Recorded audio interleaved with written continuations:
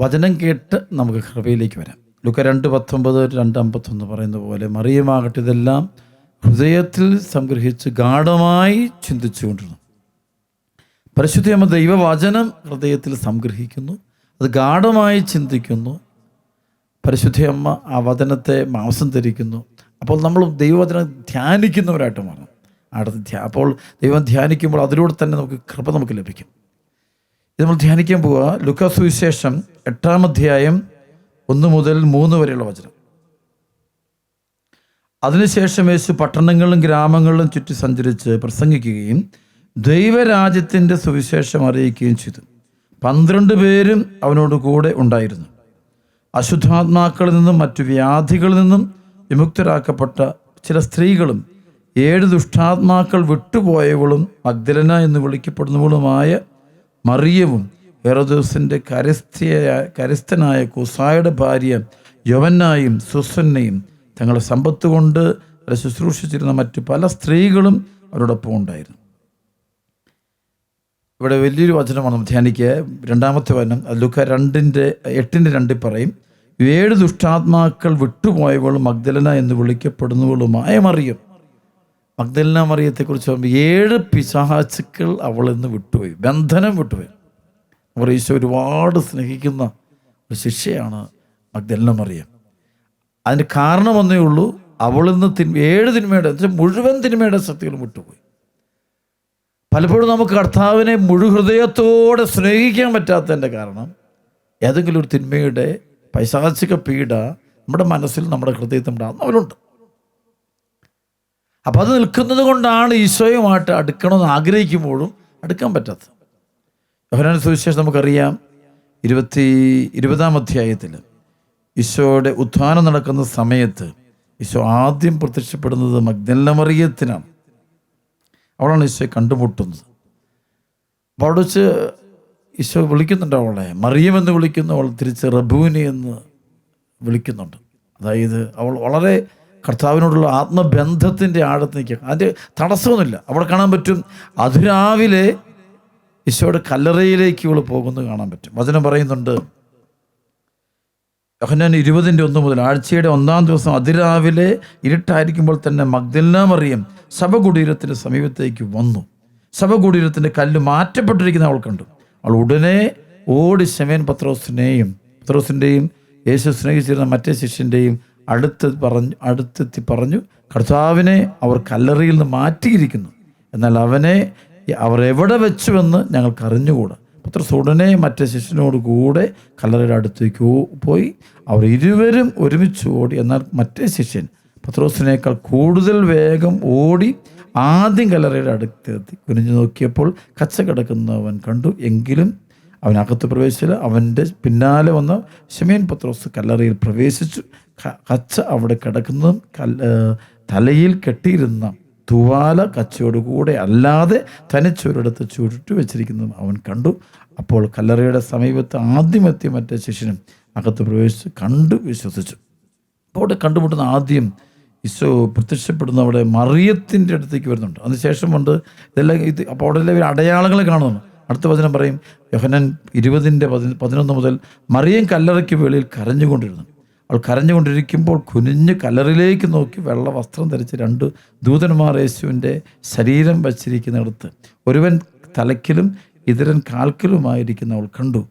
അപ്പോൾ അവൾക്ക് കാണാൻ പറ്റുന്നു. കാരണം അവളുടെ ബന്ധനം വിട്ടുപോയതുകൊണ്ട് അവൾക്ക് ഈശോയുടെ മാലാഖമാരെ ദൈവദൂതന്മാരെ കാണാൻ പറ്റുന്നു. അത് തൊട്ട് മുമ്പ് തന്നെ അതിരാവിലെ തന്നെ ഇവൾ ഈശോ കല്ലറയിലേക്ക് പോകുന്നതിൻ്റെ കാരണം ഈശോയോട്ടുള്ള അത് തടസ്സമൊന്നുമില്ല. അതായത് ഇരുട്ടിൻ്റെ ഭയമോ ചുറ്റുപാടിൻ്റെ ഭയമോ ഒന്നും നോക്കിയില്ല. കാരണം ബന്ധനമുള്ളവർക്കാണ് ഈ ഭയം. എല്ലാം ഇപ്പോഴും ഒന്നും കാണാൻ ക്ലാരിറ്റിയില്ല, ഒന്നിനും വ്യക്തതയില്ല.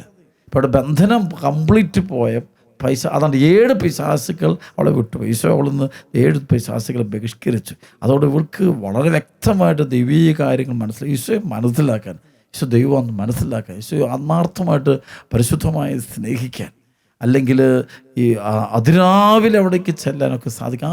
ആ ഒരു വിപരീതമായ സാഹചര്യത്തിൽ ഈശോ അടുക്കിലേക്ക് പോകാൻ, കല്ലറിലേക്ക് പോകാൻ സാധിച്ചു എന്നുള്ളത്. അവിടെ വീണ്ടും കാണാൻ പറ്റും പത്രോസും അല്ലെങ്കിൽ യോഹന്നാനും ആയിരിക്കുക മറ്റേ ശിഷ്യൻ. അപ്പോൾ അവർ രണ്ടുപേരും അകത്ത് കയറിയപ്പോൾ അടയാളങ്ങൾ കണ്ടു, കച്ച കിടക്കുന്നത് കണ്ടു, ഇതെല്ലാം സംഭവം ഈശോ അതെല്ലാം കണ്ടെങ്കിലും അതിനുശേഷം അവർ പോയി കഴിഞ്ഞപ്പോൾ ഇവൾ അവിടെ കല്ലറയുടെ മുമ്പിൽ തന്നെ കരഞ്ഞുകൊണ്ട് നിൽക്കുന്നു എന്ന് പറയുമ്പോൾ അവൾക്ക് ഈശോയോടുള്ള ബന്ധത്തിൻ്റെ ആളുകളെ കാണിക്കുന്നു. വീണ്ടും പറയുന്നുണ്ട് അവിടെ വെച്ച് മറ്റൊരു സംഭവം കൂടെ പറയുന്നത്, അപ്പോൾ അവൾ അകത്തോട്ട് നിൽക്കുമ്പോൾ 2 ദൈവദൂതന്മാർ അവൾ കാൽക്കലും തലക്കിലുമായിട്ട് ഈശോയുടെ മൃതശരീരം വെച്ചിരുന്ന അതിൻ്റെ തലക്കിലും കാലം അവരിയ്ക്കുന്നതായിട്ട് കാണുക. അപ്പോൾ ഇവൾ ബന്ധമില്ലാത്തവരുമ്പോൾ നമുക്ക് ഈ ആത്മീയ രഹസ്യങ്ങൾ വിശുദ്ധരെ കാണാം. നമ്മുടെ കൂടെ മാലാഹമാരുണ്ട്, കാവൽ മാലാഹമാരുണ്ട്. സഭയിൽ നമുക്കറിയാം മിഖായിൽ മാലാഹയുടെ അല്ലെങ്കിൽ റഫേൽ ഗബ്രിയേൽ മാലാഹമാർ, ഇതെല്ലാം കാണണമെങ്കിൽ ബന്ധനം ഉണ്ടാകാൻ പാടില്ല. തിന്മയുടെ പൈശാചിക ബന്ധനം നമ്മൾ നിൽക്കുമ്പോൾ ഇങ്ങനെയുള്ള ദൈവീക കാര്യങ്ങളെ നമുക്ക് അനുഭവിക്കാൻ പറ്റത്തില്ല. പരിശുദ്ധ കുർബാനയിലൊക്കെ നോക്കുമ്പോൾ അവിടെയുള്ള ഉത്ഥിതനായ ഈശോയെ കാണാൻ പറ്റണമെങ്കിൽ നമ്മൾ ബന്ധനം ഉണ്ടാകരുത്. വെറുപ്പിൻ്റെ, പകയുടെ, അഹങ്കാരത്തിൻ്റെ ഒക്കെ തിന്മയുടെ ജെറമ്യ 50:31 അഹങ്കാരത്തിൻ്റെ അരൂപികൾ അല്ല വെറുപ്പിൻ്റെ അരൂപികൾ നമ്മളൊന്നും നിൽക്കാൻ പാടില്ല. അത് ഉൽപ്പത്തി 4 മുതൽ 7 വരെയുള്ള പറഞ്ഞ കായേൻ്റെ ആ വെറുപ്പിൻ്റെ അരൂപി, അവന് മുഖം കറുത്തെന്ന് പറയും. അപ്പോൾ അതൊക്കെ നിൽക്കുമ്പോഴാണ് നമുക്ക് ദൈവത്തെ കാണാൻ പറ്റാതെ പോകുന്നത്. അത് അശുദ്ധിയുടെ മേഖലകൾ, വെറുപ്പിൻ്റെ മേഖലകൾ, സ്വാർത്ഥതയുടെ മേഖലകൾ ഒക്കെ നമ്മൾ നിൽക്കുമ്പോൾ നമുക്ക് ദൈവ സാന്നിധ്യം നമുക്ക് അനുഭവിക്കാൻ പറ്റത്തില്ല. ഈശോയുടെ സാന്നിധ്യം കിട്ടുന്നില്ല. ഈശോ നമ്മൾ കൂടെ ഉണ്ടെങ്കിൽ അനുഭവിക്കാൻ പറ്റത്തില്ല. അപ്പോൾ ഈ അവിശ്വാസം, യുക്തിചിന്ത, പക്ഷേ അതല്ല ഈ പിശാച് 7 വിട്ട് ബൈബിൾ 7 പൂർണ്ണത. അപ്പോൾ അവളുടെ മുഴുവൻ തിന്മയുടെ ശക്തികളെ ഈശോ ബഹിഷ്കരിച്ച് കഴിഞ്ഞപ്പോൾ ഷി കുഡ് സീ ജീസസ്. നന്നായിട്ട് ഈശോ കാണാൻ പറ്റി, ഈശോയെ മനസ്സിലാക്കാൻ പറ്റുന്നു, ഈശോ കാണാൻ പറ്റും. വീണ്ടും നമ്മളവിടെ വചനം കാണുന്നുണ്ട്. യോഹന്നാൻ 20-ാം അധ്യായത്തിൽ 13-12 മുതൽ വെള്ളവസ്ത്രം ധരിച്ച 2 ദൂതന്മാർ ഈശോയുടെ ശരീരം വച്ചിരിക്കുന്നിടത്ത് ഒരുവൻ തലക്കിലും ഇതരൻ കാൽക്കിലുമായിരിക്കുന്നവൾ കണ്ടു. അവർ അവളോട് ചോദിച്ചു, സ്ത്രീയെ, എന്തിനാണ് നീ കരയുന്നത്? അവൾ പറഞ്ഞു, എൻ്റെ കർത്താവിനെ അവർ എടുത്തുകൊണ്ടുപോയി, അവർ അവനെ എവിടെയാണ് വച്ചിരിക്കുന്നതെന്ന് എനിക്ക് അറിഞ്ഞുകൂടാ. അപ്പോൾ ദൈവദൂതന്മാർക്കോട് സംസാരിക്കാൻ അവൾക്ക് പറ്റുന്നു. ദൈവദൂതന്മാരോട് സംസാരിക്കാൻ പറ്റും. കാരണം അവൾ ബന്ധനമില്ല, പൈശാചിക പീഡ ശക്തിയില്ല. അതുകൊണ്ട് ദൈവദൂതന്മാരോട് സംസാരിക്കാൻ പറ്റുന്നു. ഇത് പറഞ്ഞിട്ട് പുറകോട്ട് തിരിഞ്ഞപ്പോൾ യേശു നിൽക്കുന്ന അവൾ കണ്ടു. യേശു കാണാൻ പറ്റി, എന്നാൽ അത് യേശുവാണ് അവൾക്ക് മനസ്സിലായില്ല. ഉത്തിതനായ ഈശോയുടെ രൂപഭാവങ്ങൾ ഇവൾ ആദ്യമായിട്ടാണ് കാണുന്നത്, അവൾക്ക് മനസ്സിലായില്ല. യേശു അവളോട് ചോദിച്ചു, സ്ത്രീ, എന്തിനാണ് നീ കരയുന്നത്? നീ ആരെയാണ് അന്വേഷിക്കുന്നത്? ആ തോട്ടക്കാരനാണെന്ന് വിചാരിച്ച് അവൾ പറഞ്ഞു, പ്രഭു, അങ്ങ് അവനെ എടുത്തുകൊണ്ട് പോയെങ്കിൽ എവിടെ വെച്ചു എന്ന് എന്നോട് പറയുക, ഞാനവനെ എടുത്തുകൊണ്ട് പോയിക്കൊള്ളാം. അവൾ ഭയമില്ല, ഒരു ചെറിയ ഭയം പോലും ഇല്ല. ആ ഒരു കല്ലറയുടെ ചുറ്റും നിൽക്കുന്ന അവൾക്ക് യാതൊരു വൈശാസികമായ ചിന്തകളൊന്നുമില്ല. അതായത് ഉൽപ്പത്തി പുസ്തകത്തിൻ്റെ 3-ാം അധ്യായത്തിൻ്റെ 11-12 8 മുതൽ 12 വരെ വചനം വായിക്കുമ്പോൾ അവിടെ കാണാൻ പറ്റും മനുഷ്യർക്ക് ഭയം വരുന്നത് കാണാൻ പറ്റും. ആദ്യ പാപത്തിൻ്റെ ഫലമായ ഫിയർ എന്നുള്ള എലമെൻ്റ് അവൻ്റെ ഉള്ളിലോട്ട് വരുന്നുണ്ട്. അപ്പോൾ അതുകൊണ്ടാണ് അവന് മരങ്ങൾക്കിടയിൽ ഒളിച്ചത്. നീ എന്തുകൊണ്ടാണ് ഒളിച്ചത്? നീ എന്തുകൊണ്ടാണ് എന്താ ചോദിച്ചു? നീ എവിടെയാണെന്ന് ഞാൻ ഭയന്ന് ഒളിച്ചതാന്ന് പറയും. ഈ ഭയം വരിക, ഈ ഭയമല്ല, അതാണ് പൈശാചിക പേടി. ദുഷ്ടാരൂപി വിതയ്ക്കുന്നതാണ് ഈ ഫിയർ എന്നുള്ളത്. ഒരുപാട് പേരെ ഭയമുണ്ട്. അപ്പോൾ ഈ ബന്ധനം വിട്ടുപോകണം. അപ്പോൾ ഇവളിൽ ഇതെല്ലാം പോയി, ഒന്നുമില്ല. അപ്പോൾ അവൾക്ക് ഈശോയെ അതുകൊണ്ട് മാലാഹന്മാരോട് സംസാരിക്കാൻ സാധിക്കുന്നു, ഈശോയോട് പോലൊക്കെ സംസാരിക്കാൻ പറ്റുന്നതായിട്ട് കാണാൻ പറ്റും. ഇത് പറഞ്ഞിട്ട് പുറകോട്ട് തിരിഞ്ഞപ്പോൾ യേശു നിൽക്കുന്നവൾ കണ്ടു, എന്നാൽ അത് യേശുവാണെന്ന് അവൾക്ക് മനസ്സിലായില്ല. യേശു അവളോട് ചോദിച്ചു, സ്ത്രീയെ, എന്തിനാണ് നീ കരയുന്നത്?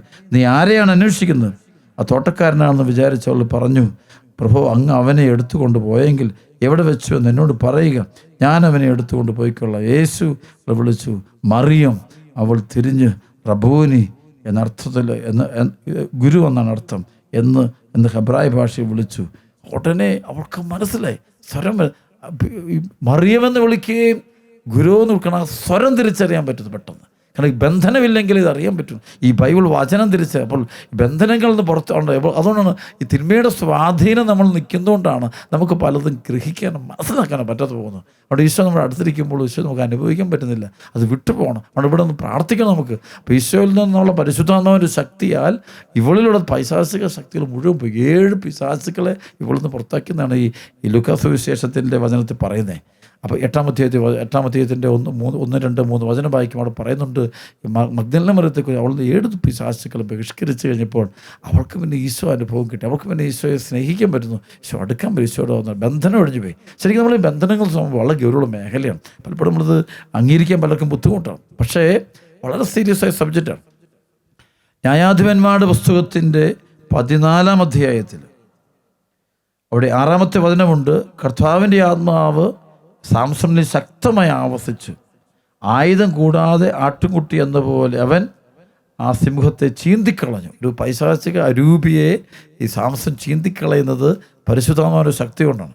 വീണ്ടും അവനെ ബന്ധിച്ചുകൊണ്ട് അവനെ കുറേ ബന്ധനങ്ങളൊക്കെ വരുത്തിക്കൊണ്ട് അവനെ കെട്ടിയിടുന്ന സംഭവമുണ്ട്. കുറേ വലിയ കയറ് കൊണ്ട് അവനെ ബന്ധിച്ചിട്ട് കഴിയുമ്പോൾ ഇവിടെ പറയുന്നുണ്ട്. വീണ്ടും ന്യായാധിപന്മാരുടെ പുസ്തകത്തിൻ്റെ 15-ാം അധ്യായത്തിൻ്റെ 14-ാമത്തെ അവൻ കർത്താവിൻ്റെ ആത്മാവ് ശക്തിയോടെ അവനിലേക്ക് വന്നു. അവനെ ബന്ധിച്ചിരുന്ന കയർ അത് കരിഞ്ഞ് ചാണുന്നത് പോലെയായി തീർന്നു. കെട്ട് അറ്റുപോയി. അപ്പോൾ ഉടനെ ബന്ധനം വഴിഞ്ഞു പോയി. അപ്പോൾ അവന് ബന്ധനം വഴിയുമ്പോഴോ ഭയങ്കര ശക്തനാണ് അവൻ. പിന്നെ അവൻ എന്തും ചെയ്യാൻ പറ്റും. അവന് തിന്മയുടെ ശക്തിയൊക്കെ ഇല്ലാതാക്കാം. അപ്പോൾ ഈ ബന്ധനമുള്ളതുകൊണ്ട് നമുക്കൊന്നും ചെയ്യാൻ പറ്റുന്നില്ല. നമ്മുടെ മുന്നിൽ ഒരു തിന്മയുടെ പ്രവർത്തനങ്ങൾ ഒന്നും നമുക്ക് ഇല്ലാതാക്കാം. കാരണം നമ്മളിൽ ബന്ധനം ഉണ്ടെങ്കിൽ നമ്മൾ പൂട്ടിയിട്ടിരിക്കുകയാണ്. അപ്പോൾ പരിശുദ്ധാത്മാവ് നമ്മളിലേക്ക് അതിശക്തമായിട്ട് ഇറങ്ങി കഴിയുമ്പോഴേ ബന്ധനം അഴിഞ്ഞു പോകുള്ളൂ. അപ്പോൾ ഇവളിൽ ഈ മഗ്ദലന മറിയത്തിൽ നിന്ന് അന്ധകാര ശക്തികൾ ഇറങ്ങിപ്പോയത് കൊണ്ട് അവൾക്ക് ധൈര്യമായിട്ട് കർത്താവ് സാക്ഷ്യം വഹിക്കാൻ പറ്റുക, അവൾക്ക് ഈശോ ശ്രേയിക്കാൻ പറ്റുക. അതുകൊണ്ട് നമ്മൾ പ്രാർത്ഥിക്കണം. ഈ വിടുതൽ കിടാണ്ട് ഏറ്റവും വലിയ ശുശ്രൂഷ ഡെലിവറൻസ് ശുശ്രൂഷയാണ്. ഡെലിവറൻസ് ശുശ്രൂഷ നമ്മൾ സമ്പൂർണ്ണമായി വിടുതൽ കിട്ടണം. അപ്പോൾ മഗ്ദലന മറിയത്തിന് കൊടുത്ത അതേ വിടുതൽ നമുക്ക് തരാൻ വേണ്ടി പ്രാർത്ഥിക്കണം. മദ്യത്തിൻ്റെയും മയക്കുമരുന്ന് ലഹരികൾ സ്വാർത്ഥതയുടെയും പണക്കൊതിയുടെയും കൊളോസസ് 3:5 പറഞ്ഞ വിഗ്രഹ ആരാധന ദ്രവ്യാസക്തി അല്ലെ 1 തിമോത്തി 6:5-10 വചനത്തിൽ പറയുന്ന ആ ഒരു ദുഷ്ടപിശാചിൻ്റെ സ്വാധീനമുണ്ട്. ധനമോഹമാണ് എല്ലാ തിന്മകളുടെ അടിസ്ഥാന കാരണം. അപ്പോൾ അതെല്ലാം ഉള്ളിലിരിക്കുകയാണ്. പേര് പെരുമ പ്രശസ്തിക്ക് വേണ്ടി നെട്ടോട്ടം. 1 യോഹന്നാൻ 2:15-16-17 പറയുന്ന ലോകത്തിൽ വസ്തുക്കൾ സ്നേഹിക്കരുത്. പക്ഷേ ഇതെല്ലാം ബന്ധനമാണെന്ന് അറിയുന്നില്ല. നമ്മൾ നോക്കുന്നത് വലിയ പുണ്യം നടത്താൻ നമ്മളിത് ചുമന്നുകൊണ്ടൊക്കെയാണ്. പക്ഷേ നമ്മൾ വലിയ കാര്യമാണ്. പണം കാശ് ഇഷ്ടമോ എല്ലാം വലിയ കാര്യം. പക്ഷേ അത് ബന്ധനമാണെന്നുള്ളതാണ് ബൈബിൾ പറയുന്നത്. അത് പോയി കഴിയുമ്പോഴാണ് എനിക്ക് എൻ്റെ സത്യത്തെ കണ്ടുമുട്ടാൻ പറ്റും, ഈശോയെ കണ്ടുമുട്ടാൻ പറ്റുക. മഗ്ദലന മറിയത്തിന് ദൈവദൂതന്മാരെ കാണാൻ പറ്റുന്നു, അവരോട് സംസാരിക്കാൻ പറ്റുന്നു, കർത്താവിനെ കാണാൻ പറ്റുന്നു, കർത്താവിനോട് മറിയും എന്ന് വിളിക്കുമ്പോൾ റബൂനി എന്ന് ഗുരു എന്നർത്ഥം. അപ്പോൾ ഉടനെ വലിയ ഹാപ്പിയാകുന്നു, ഭയങ്കര സന്തോഷമായി മാറുകയാണ്. അപ്പോൾ അവിടെ വലിയൊരു ഗ്രേസ് ഒഴുകുന്നു കാണാൻ പറ്റും. കാരണം ഈ തിന്മയുടെ സ്വാധീനം നിൽക്കുന്നതുകൊണ്ടാണ് നമുക്ക് ക്രിസ്തുവിനെ ആടുന്ന സ്നേഹിക്കുക. എപ്പോഴും നമ്മളൊരു അസ്വസ്ഥത ഉണ്ടാകുന്നില്ല. നമുക്ക് പൂർണ്ണ ഫ്രീഡം കിട്ടാത്തതിൻ്റെ കാരണം ആന്തരിക freedom something is like A problem. ഒരു ബ്ലോക്ക് ചെയ്യുന്നൊരു തലമുണ്ട്. അതാണ് ഈ യെശയ്യാ 59:1 രക്ഷിക്കാനാവാത്തതും കർത്താവിൻ്റെ കരം കുറുകി പോയിട്ടില്ല, കേൾക്കാനാവാത്തതും അവിടുത്തെ കാതുകൾക്ക് മാന്യം സംഭവിച്ചിട്ടില്ല. എന്നാൽ നിൻ്റെ പാപങ്ങളാണ് നിന്നെ ദൈവത്തെ അകറ്റിയിരിക്കുന്നത്. അതുകൊണ്ട് അത് വെച്ചാൽ ആ ഒരു അകലം ഉണ്ടാകുന്നുണ്ട്. അത് തിന്മയുടെ ബന്ധനമുണ്ട്. അത് പോകണം. ശരിക്കും ആഗ്രഹം കർത്താവെ ഈ കെട്ടഴിച്ച് തരണമെന്ന് പ്രാർത്ഥിക്കണം. നമുക്ക് ആ ഒരു അസ്വസ്ഥത മാറും. അപ്പോൾ പാപത്തിൻ്റെ സ്വാധീനം നമ്മൾ നിൽക്കുന്നതുകൊണ്ടാണ് ദൈവ സാന്നിധ്യത്തെ നമുക്ക് അടുത്ത് ചെന്നാലും നമ്മളോട് സംസാരിച്ചാൽ നമുക്ക് കേൾക്കാൻ പറ്റുന്നില്ല, തിരിച്ചങ്ങോട്ട് സംസാരിക്കാൻ പറ്റുന്നില്ല. പത്രോസും യോഹന്നാനൊക്കെ അതിനകത്ത് കയറുമ്പോൾ ഒരു ഈശോയുടെ തലയിൽ ചുറ്റിയിരുന്ന തുണി അവിടെ ചുരുട്ടി കിടക്കുന്നതൊക്കെ കാണുന്നുണ്ട്. പക്ഷേ ഈ ദൈവദൂതന്മാർ അവിടെ ഇരിക്കുന്നത് കാണുന്നില്ല. എവിടെയോ നമുക്കറിയാലോ, പത്രോസിന് അവസാനം ഈശോയുടെ പിടാസെ തൊട്ട് മുമ്പ് 3 വട്ടമൊക്കെ തള്ളി പറയുന്നുണ്ട്. അപ്പോൾ അവിടെ എന്തൊരു സംശയത്തിൻ്റെ ബന്ധനം എന്തൊരു സംഭവം ഉണ്ട്. അപ്പോൾ അത് നിൽക്കുന്നുണ്ട്, അവർക്കത് കാണാം. പക്ഷെ നേരെ വെച്ച് മറിയത്തിനത് കാണാൻ പറ്റും. കാരണം അവളുടെ 7 പിശാചുക്കളെയും കർത്താവ് പുറത്താക്കി കഴിഞ്ഞപ്പോൾ ഷി ഗോട്ട് ടോട്ടൽ ഡെലിവറൻസ്. അപ്പോൾ അത് എന്താണെന്ന് അറിയണത്. ശരിക്കും അത് പരിശുദ്ധാത്മാവ് എന്ന് പറയുമ്പോൾ ഞാൻ കണ്ടു ചില ആളുകൾ തലയിൽ കവിച്ച് ബന്ധന പ്രാർത്ഥന നടക്കുമ്പോൾ ഡെലിവറൻസ് അവരുടെ പൈശാചിക മൊത്തത്തോടെ അങ്ങോട്ട് പോകുന്ന ഒത്തിരി സംഭവം നമുക്ക് കാണാൻ പറ്റും. ഈ ടോട്ടൽ ഡെലിവറൻസ് അത് കഴിയുമ്പോൾ അവരിലുണ്ടാകുന്നൊരു ക്രിസ്തു അനുഭവം അത് അവർണ്ണനീയമാണ്. ഈശോയോടും ദൈവവചനത്തോടും വിശ്വാസത്തോടും ഒക്കെ ഉണ്ടാകുന്നൊരു സ്നേഹം, ബന്ധം, ആഴം അതൊരിക്കലും നമുക്ക് താരതമ്യപ്പെടുത്താൻ ഒരിക്കലും സാധ്യമല്ല. അത് നമ്മൾ വളരെ ഗൗരവമായിട്ട് മനസ്സിലാക്കി. അതുകൊണ്ട് ഈ സമയം നമ്മൾ വളരെ കൃപയുടെയും ദൈവത്തിൻ്റെ മക്കളായിട്ട് നമ്മൾ ജീവിക്കാൻ തയ്യാറാക്കണം. ഒരു കാരണവശാലും തിന്മയുടെ സ്വാധീനങ്ങൾക്ക് നമ്മൾ തന്നെ വിട്ടുകൊടുക്കരുത്. പൈശാചിക അരൂപികൾ പല രൂപത്തിലും പല വരും. സൂക്ഷിച്ചോണം. ഈ സമയത്ത് അതാണ് പലരും എൻ്റെ കൈവെപ്പിലൂടെ നിങ്ങൾക്ക് ലഭിച്ച ദൈവിക വരപ്രസാദം നഷ്ടപ്പെട്ടു വീണ്ടും ഉജ്ജ്വലിപ്പിക്കണമെന്ന് പറയും. അപ്പോൾ അത് തിമോത്തിയോസിനോട് പറയുമ്പോൾ അപ്പോൾ ആ അനോയിൻറ്റിങ് കളയരുത്. ആ അനോയിൻറ്റിങ് നമ്മളിലുണ്ട്. അത് കൃപ കാണണം, ഡെലിവറൻസ് ആണ്. വീണ്ടും ബന്ധനത്തിലേക്ക് പോകരുത്. പല ആളുകളും ഡെലിവറൻസ് കിട്ടിയ ശേഷവും പോയിട്ട് വീണ്ടും ബന്ധനത്തിലേക്ക് പണക്കൊതി കാരണവും സ്ഥാനമാനത്തിൻ്റെ കൊതി കാരണവും അല്ലെങ്കിൽ പേരിൻ്റെ കൊതി കാരണവും അല്ലെങ്കിൽ ആകാംക്ഷ കാരണം പലയിടത്തും പോയി പൈശാചിക ശക്തികളുടെ ബന്ധനത്തിലേക്ക് വീണ്ടും പോകുന്നത് കാണാൻ പറ്റും. അങ്ങനെയൊക്കെ പിന്നെ രക്ഷപ്പെടുക വലിയ ബുദ്ധിമുട്ടാണ്. അത് ബൈബിൾ പറയുന്നുണ്ട്. അപ്പോൾ ബന്ധനം ഇരിക്കുമ്പോൾ നമുക്ക് ക്രിസ്തു അനുഭവം. അതുകൊണ്ട് ചിലവർ ആദ്യമൊക്കെ ഞാൻ സുവിശേഷകർ പ്രാർത്ഥിക്കുമ്പോൾ എനിക്ക് ക്രിസ്തുവിന് ഭയങ്കര ആഴമായിരുന്നു, എനിക്ക് ഭയങ്കര ആനന്ദം. പക്ഷേ ഇപ്പോൾ എനിക്കൊരു ആനന്ദം കിട്ടുന്നില്ല, കാരണം ഒരു ബന്ധനം വന്നിട്ടുണ്ട്. അപ്പോൾ 7 പൈശാചിക ശക്തികളെ ഈ മഗ്ദലന മറിയത്തുനിന്ന് ദൈവം പുറത്തായി കഴിയുമ്പോൾ അവൾ കിട്ടുന്നൊരു പൂർണ്ണമായ സ്വാതന്ത്ര്യമുണ്ട്. അതിവിടെ നമുക്ക് വീണ്ടും സങ്കീർത്തനത്തിൽ 107 അധ്യായത്തിൻ്റെ 10 മുതൽ 20 വരെയുള്ള വചനത്തിൽ ഡെലിവറൻസിനെ കുറിച്ച് വളരെ ശക്തമായൊരു വചനമാണ് പരിശുദ്ധാത്മാവ് നമുക്ക് നൽകുന്നത്. അത് നമുക്കൊന്ന് വായിച്ച് പ്രാർത്ഥിക്കാം, കർത്താവ് നന്ദി പറയാം. സങ്കീർത്തനം 107 10 മുതൽ 20 വരെയുള്ള വചനം. പീഡിതരും ബന്ധിതരുമായ ചിലർ അന്ധകാരത്തിലും മരണത്തിൻ്റെ നിഴലിലും ഇരുന്നു. എന്നാൽ അവർ ദൈവത്തിൻ്റെ വാക്കുകൾ ധിക്കരിച്ചു, അത്യുന്നതൻ്റെ ഉപദേശം നിരസിച്ചു. അടിമ വേല കൊണ്ട് അവരുടെ മാനം ഇടിഞ്ഞു, വീണു, സഹായിക്കാൻ ആരുമുണ്ടായില്ല. അപ്പോൾ തങ്ങളുടെ കഷ്ടതയിൽ അവർ കർത്താവിനോട് നിലവിളിച്ച് അപേക്ഷിച്ചു. അവിടെ പറയാം, പീഡിതരും ബന്ധിതരുമായി ചിലർ അന്ധകാരത്തിലും മരണത്തിൻ്റെ നിഴലിലും ഇരുന്നു. അപ്പം അതിനുശേഷം 13 പറയും, അപ്പോൾ തങ്ങളുടെ കഷ്ടതയിൽ അവർ കർത്താവിനോട് നിലവിളിച്ച് അപേക്ഷിച്ചു. അവിടുന്ന് അവരെ ഞെരുക്കങ്ങൾ ദൃശ്യ അന്ധകാരത്തിൽ നിന്നും മരണത്തിൻ്റെ നിഴലിൽ നിന്നും അവിടുന്ന് അവരെ പുറത്തു കൊണ്ടുവന്നു. അവരുടെ ബന്ധനങ്ങൾ പൊട്ടിച്ചെറിഞ്ഞു. അവർ കർത്താവിന് അവിടുത്തെ കാരുണ്യത്തെ പ്രതിയും മനുഷ്യ മക്കൾക്കായി അവിടുന്ന് ചെയ്ത അത്ഭുതങ്ങളെ പ്രതിയും നന്ദി പറയട്ടെ. എന്തെന്നാൽ അവിടുന്ന് പിച്ചളവാതിൽ തകർക്കുന്നു, ഇരുമ്പോടാമ്പലുകളെ ഒട്ടിക്കുന്നു. പാപകരമായ മാർഗങ്ങൾ പിന്തുടർന്ന് ചില രോഗികളായി തങ്ങൾ അകൃത്യങ്ങളായി ദുരിതത്തിലായി നല്ല ഭക്ഷണത്തെയും വെറുത്തു. അവർ മൃത്തിക വാഴാൻ സമീപിച്ചു. അപ്പോൾ തങ്ങളുടെ കഷ്ടത്തിൽ അവർ കർത്താവ് നിലവിളിച്ചപേക്ഷിച്ചു. അവിടുന്ന് അവരെ ഞെരുക്കങ്ങൾ ദൃശ്യം അവിടുന്ന് എൻ്റെ വചനം അയച്ച് അവരെ സൗഖ്യമാക്കി വിനാശം വിടുവിച്ചു. അവിടെ ദൈവവചനം വന്നിട്ട് അവരുടെ ബന്ധനങ്ങളൊക്കെ പൊട്ടിച്ചു. ശരിക്കും ഈ ബന്ധനത്തിലിരിക്കുമ്പോൾ നമ്മൾ കർത്താവോട് കരഞ്ഞ് പ്രാർത്ഥിക്കും, കർത്താവെ എനിക്ക് വിടുതൽ തരണമെന്ന് പ്രാർത്ഥിക്കണം, ശരിക്കും ആഗ്രഹിച്ച് പ്രാർത്ഥിക്കണം. അപ്പോൾ അത് നമ്മളൊന്ന് വിട്ടുപോകണം. അതാണ് ഈ മത്തായിയുടെ സുവിശേഷത്തിൻ്റെ 8 അധ്യായത്തിൻ്റെ ആദ്യ ഭാഗം 1 മുതൽ 6 വരെയുള്ള വചനം വായിക്കുമ്പോൾ അവിടെ നമുക്ക് കാണാൻ പറ്റും. കുഷ്ഠരോഗി കർത്താവിനോട് പ്രാർത്ഥിച്ചു, കർത്താവെ എനിക്ക് മനസ്സുണ്ട് ഇങ്ങനെ ശുദ്ധനാക്കുക. ശരിക്കും അവനൊരു കർത്താവിനോട് പറയാം, എന്നെ ശുദ്ധനാക്കണം, എൻ്റെ ബന്ധനടിക്കണം, എൻ്റെ അശുദ്ധി എടുത്ത് കളയണം. അപ്പോൾ എങ്കിലേക്ക് ഈശോ അനുഭവിക്കാൻ പറ്റുള്ളൂ. ഈശോ അപ്പോൾ ഈ ഒരു സാധനം ഇരിക്കുന്നതുകൊണ്ടാണ് അവിടെ പ്രിയപ്പെട്ടവർ നമ്മൾ കർത്താവ് ഈശോയുടെ സ്ഥാനം നമ്മുടെ മുമ്പിലുണ്ട്. ഉത്ഥനായ ഈശോയുടെ സ്ഥാനത്ത് ഇപ്പോൾ സഭയിലുണ്ട്. ഞാൻ 2000 വർഷം മുമ്പ് ഈശോയുടെ ഉത്ഥാനത്തിൻ്റെ വേളയിൽ കല്ലറയിൽ നടന്ന അതേ അനുഭവം നമ്മുടെ ബലിപീഠത്തിൽ, കർത്താവിൻ്റെ ബലിപീഠത്തിൽ എല്ലാ ദിവസവും സംഭവിക്കുന്നുണ്ട്. പരിശുദ്ധ കുർബാന. പക്ഷേ അത് കാണാൻ സാധിക്കാത്തത് അത് നമ്മൾ ചില ബന്ധനങ്ങൾ കൊണ്ട്, വെറുപ്പിൻ്റെ ആകാം, അസൂയുടെ അഹന്തയുടെ ആകാം, ഭയത്തിൻ്റെ ആകാം, നിരാശയുടെ, അവിശ്വാസം, യുക്തി വിചാരമാകാം, അല്ലെങ്കിൽ നമ്മുടെ ഇൻ്റലക്ച്വൽ ഡാർക്ക്നെസ്സൊക്കെ Efesos 4:18 പറയുന്ന ബുദ്ധിയിലെ അന്ധകാരമാകാം. അപ്പോൾ അതൊക്കെ നമ്മൾ നിൽക്കുമ്പോൾ നമുക്കിത് അനുഭവിക്കാൻ പറ്റുന്നില്ല. ഈശോയുടെ സാന്നിധ്യത്തിന് അടുത്ത് ഈശോ സ്വന്തമാക്കാൻ പറ്റില്ല. അത് നമ്മളത് മാറിപ്പോകാൻ നമ്മൾ കരഞ്ഞ് പ്രാർത്ഥിക്കണം. അത് നമുക്ക് അനുഭവം ചിലരുണ്ട്, അത്ഭുതങ്ങളും രോഗശാന്തികളൊക്കെ കണ്ടാലും ഈ ബന്ധനം കയറി പിടിക്കും. അത് പോയാലേ കിട്ടും, അല്ലെങ്കിൽ അത് വീണ്ടും ഒരു പഴയ അവസ്ഥയിലോട്ട് പോകുന്നത് കാണാൻ പറ്റും. അപ്പോൾ ശരിക്കും പൈശാചിക ശക്തി നമ്മുടെ ഉള്ളിൽ നിന്ന് പോയി കഴിയുമ്പോൾ നമുക്ക് പൂർണ്ണ വിടുതൽ. അപ്പം മഗ്ദലന മറിയത്തിന് കിട്ടിയ ഒരു സമാധാനം അത് നമ്മുടെ ആത്മാവിന് ഉണ്ടാകണമെങ്കിൽ നമ്മളുടെ ആ കെട്ട് പൊട്ടണം, പൈശാചിക കെട്ടുകൾ പൊട്ടണം. നമുക്കറിയാം, അത് തന്നെ നമുക്ക് ബൈബിൾ കണ്ടുമുട്ടും. യോഹന്നാൻ സുവിശേഷം 4 അധ്യായത്തിൻ്റെ 10 മുതൽ 18 വരെയുള്ള വചനം വായിക്കുമ്പം ശരിക്കും ഇത് മുഴുവൻ വായിക്കണം. ആ അധ്യായം 4 അധ്യായത്തിൽ നമുക്ക് സമരക്കാരുടെ സംഭവമാണ്. അപ്പോൾ അവിടെ അവളുണ്ട് 5 ഭർത്താക്കന്മാരുടെ ഒരു ബന്ധനമുണ്ട്. അപ്പോൾ അത് ഈശോയുടെ സാമീപ്യം, ഈശോയുടെ ആത്മാവിന് അത് വിട്ടുപോകുന്നുണ്ട്. അത് വിട്ടുപോയപ്പോൾ അവൾ ഫ്രീ ആയവൾ. അപ്പോൾ അവളുടെ ദാഹം പോലും പോയി എന്നുള്ളതാണ്.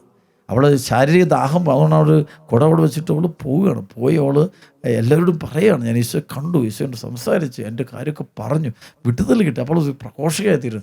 ഈ ഇന്ന് പലപ്പോഴും സഭയ്ക്ക് മിഷണറി ആകാൻ പറ്റാത്തതിൻ്റെ പലപ്പോഴും കാരണം എന്ന് വെച്ച് കഴിഞ്ഞാൽ ബന്ധനമുള്ളതുകൊണ്ടാണ്. നമ്മൾ പല പൈശാചിക ബന്ധനങ്ങളുണ്ട്. അതുകൊണ്ട് നമുക്കൊരു മിഷണറി വാതുറന്ന് കർത്താവിനെ ഏറ്റുപറയാൻ, ഈശോയാണ് രക്ഷ, ഈശോയാണ് കർത്താവ് എന്ന് ഏറ്റുപറയാൻ പറ്റുന്നില്ല. അതാണ് നമ്മൾ തിരുവചനത്തിൽ കണ്ടുമുട്ടുന്ന അപ്പോസ്തല പ്രവർത്തനം 16:30 പൗലോസിലെ പറഞ്ഞല്ലേ, യേശുക്രിസ്തുവിൽ വിശ്വസിക്കുക, നീ നിൻ്റെ കുടുംബം രക്ഷപ്പെടും. അങ്ങനെയൊക്കെ പറയാൻ അവർക്ക് പറ്റുന്നില്ല. കാരണം ഈ രക്ഷ ഈശോയുടെ കാൽവരി കുരിശിൽ അവൻ നമുക്ക് വേണ്ടി മരിച്ചു, അവനാണ് നമ്മളെ വീണ്ടെടുത്ത്. ഇത് പറയാൻ, സഭയെക്കുറിച്ച് പറയാൻ, തിരുസഭയിലെ ക്രിസ്തുവിൻ്റെ സാന്നിധ്യം പറയാൻ നമ്മൾ മടുപ്പ് അല്ലെങ്കിൽ പറയാൻ ക്ലാരിറ്റി ഇല്ലാത്തതിൻ്റെ കാരണം നമ്മളെ ബന്ധനം നിൽക്കുന്നുണ്ടാണ്. അതുകൊണ്ട് ഈ ബന്ധനം ഒരു വളരെ സീരിയസ് ആയ സംഭവമാണ്. പലർക്കും ഇത് കേൾക്കുമ്പോൾ വലിയ അസ്വസ്ഥത ഉണ്ടാകാറുണ്ട്. ഈ വാക്ക് തന്നെ കേൾക്കുമ്പോൾ വാട്ട് ഈസ് ഇറ്റ്, ശരിക്കും ഇതൊരു സംഭവമാണ്. അതാണ് ഈ 7 പൈശാചുക്കളെ മഗ്ദലന മറിയത്തിന് കർത്താവ് പുറത്തായി കഴിഞ്ഞപ്പോൾ അവൾ കിട്ടുന്നൊരു സമാധാനം, ഒരു വിടുതൽ, രക്ഷയുടെ അനുഭവം, അത് വലിയ സംഭവമാണ്. അത് വിടുതൽ കിട്ടിയത്.